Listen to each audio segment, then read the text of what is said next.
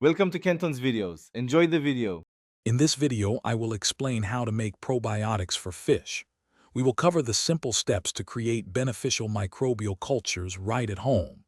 These natural supplements significantly improve your fish's health, growth, and overall vitality. You'll learn about the key ingredients, the fermentation process, and how to safely apply them to your aquatic friends.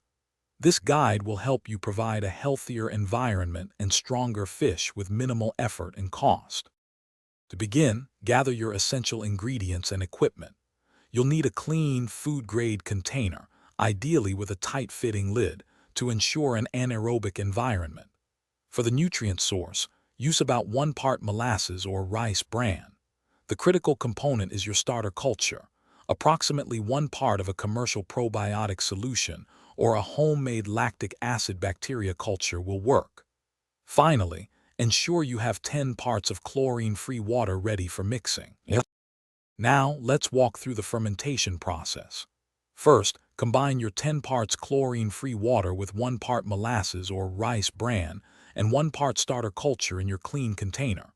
Mix everything very well until dissolved. Fill the container to about 80% capacity, leaving some headspace.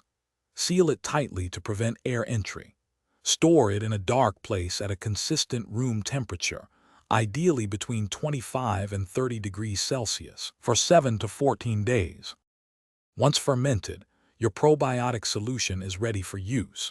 It should have a sweet, slightly sour aroma. Dilute it significantly before adding to your fish tank. A common ratio is 1 to 2 milliliters per liter of water, applied 2 or 3 times weekly.